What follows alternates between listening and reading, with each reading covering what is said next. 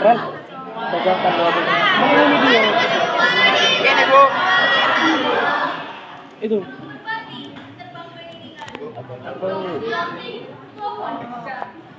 Para hadirin sekalian, saksikanlah saatnya Jadi kayak dengan kelas 10 dengan hadiah.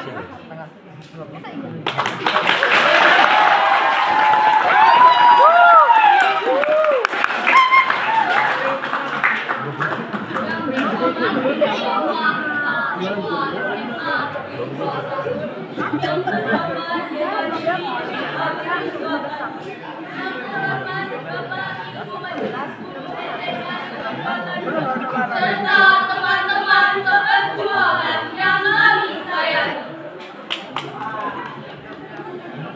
Hadirin yang dirahmati Allah Subhanahu wa Ta'ala. Marilah kita panjatkan puja dan syukur kita kepada Allah Subhanahu wa Ta'ala. Karena dialah kita berkumpul di majelis yang penuh cahaya ini. Sholawat serta salam mari hadiahkanlah kepada junjungan kita Nabi besar Sallallahu Alaihi Wasallam. Karena dialah kita bisa keluar dari zaman jahiliyah menuju zaman yang penuh dengan ilmu pengetahuan. Geterah. Hadirin yang dirahmati oleh Allah Subhanahu wa Ta'ala.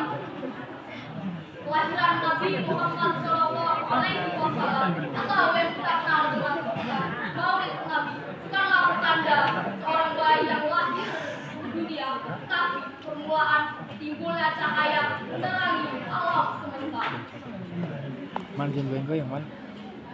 Hadirin yang dirahmati Allah, yang pertama Nabi Muhammad lahir pada hari Senin 12 Rabiul Awal kota Mekah, di mana pada saat itu kota Mekah masih dilakukan jahiliyah, di mana saat itu perempuan masih dianggap rendah, keadilan dipenuhi dengan harta, kebenaran dikalahkan oleh kejahatan, bahkan hal seperti pembunuhan adalah hal yang biasa pada asalnya. Namun bagaikan cahaya yang muncul dari kegelapan, Nabi Muhammad lahir di sebuah rumah sederhana dan lahir wanita yang mulia, wanita yang berkasih sayang, ialah Siti Fatimah. Apa ini? Coba nggak bisa geter. Allah wafat sebelum beliau dilahirkan. Tapi dari situlah Allah Rasulullah. Bagaimana cara agar dia hanya bergantung kepadanya, tidak kepada manusia yang bahkan bisa membuat hatinya hancur. Tahukah kalian wahai hadirin di sini bahwa kelahiran Rasulullah disambut dengan hebat oleh Allah. Di mana saat beliau lahir, api-api yang disembah oleh kaum muslimin padam dengan sendirinya. Berhala-berhala yang disembah oleh kaum kafir hancur terbakar. Bahkan saat kelahiran beliau, malam yang begitu gelap menjadi malam yang terang hingga kerajaan Persia berguncang akan cahaya. Dari syariat kelahiran Nabi Muhammad, bahkan ia lahir di tahun yang kelak April atau hari gajah, di mana saat itu pasukan Abraham ingin menghancurkan Ka'bah dengan pasukan gajah. Namun dengan kekuatan dan kekuasaannya, kelahiran Nabi Muhammad Allah turunkan sebagai satu perlindungan terhadap Ka'bah. Allah Subhanahu wa Ta'ala menurunkan gunung ababil yang mencengkram berat batu panas dari neraka, membinasakan Abraham dengan pasukan gajahnya hingga Ka'bah masih dipegang hingga saat ini. Ya Allah, tidakkah kalian merasa bahwa itu sangat mulia? Bagaimana dalam sangat agung yang melindungi kita dari zaman jahiliyah yang akan kita sekarang masih mencoba matahan. Kita sudah tahu tujuan kita meninggal kemana. Kita tahu tujuan kita ini kemana. Kita tahu siapa Tuhan kita. Dan bagaimana riwayat surat Al-Adab ayat 45 yang berbunyi.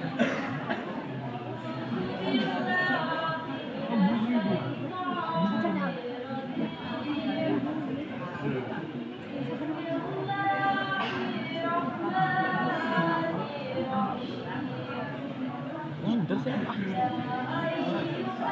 Man. Oh. Man. Man.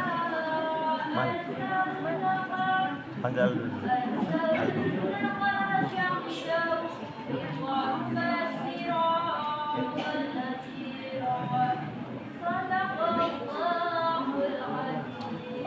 Wahai Nabi Muhammad, sesungguhnya kami mengutus engkau untuk menjadi saksi, memberi kabar gembira, memberi peringatan.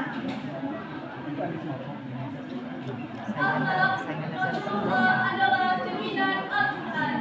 Salah satu keistimewaan Rasulullah sallallahu alaihi wasallam adalah ketika ditanya oleh Aisyah radhiyallahu anha, beliau menjawab, karena ulumul Al-Quran, akhlak beliau adalah Al-Quran. Dan beliau juga memaafkan orang yang telah menyakitinya, menyayangi anak-anak, serta melindunginya, serta menghormati orang tua, serta hidup dengan kesederhanaan, meski diberi kekuasaan dan peringatan.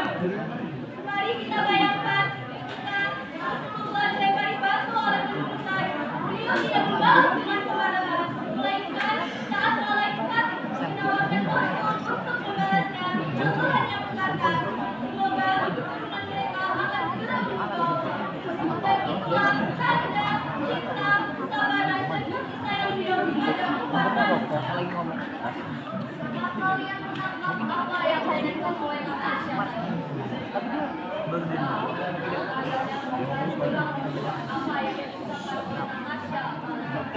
Aisyah menjelaskan bahwa Nabi Muhammad mencintai umatnya. Saat umatnya melemparnya dengan batu saat ia berdakwah, akankah ia marah? Tidak. Tidak. Akankah disuruh malaikat untuk menghancurkan umat yang telah melemparnya dengan batu? Akankah ia marah? Tidak. Bahkan ia sempat berdoa agar keturunannya menyembah Allah. Sebegitu cintanya Rasulullah kepada hambanya. Bahkan saat ia meninggal, yang ia ucapkan hanya umat.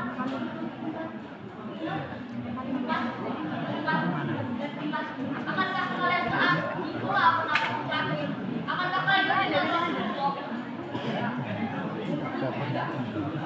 Rasulullah tidak mengingat keluarganya, tidak mengingat cintanya. Yang ia ingat adalah bagaimana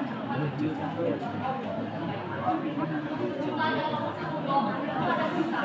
Baik kita meladaninya, meladani akhlaknya. Yang pernah dia cerita. Nah, tadi kata maju kau kan.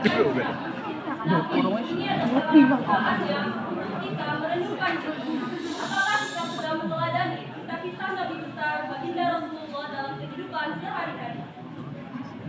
Apakah kita sudah jujur seperti baginda Rasulullah yang telah mendapat gelar Al-Amin? Apakah kita sudah sabar dan baik kepada semua orang? Sudah.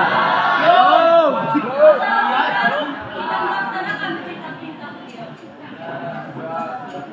Maka dari itu, kita harus merenungkan diri dan melakukan sebaik mungkin melakukan sifat baik pada sesama umat Islam.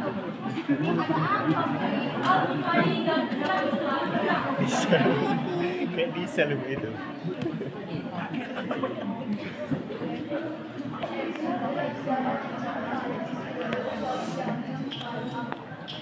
Mencintai keluarganya, lebih mencintai anak-anaknya. Tidak ada cinta yang lebih tulus dari cinta Rasul. Itulah akhir kata dan tiga. Sampai di sini kami berkata, sesungguhnya kebenaran hanyalah milik Allah semata. Banyak salah kita manusia biasa. Semoga dapat menambah makna. Dan salah satu untuk akhir akhirnya dengan ucapan terima kasih sampai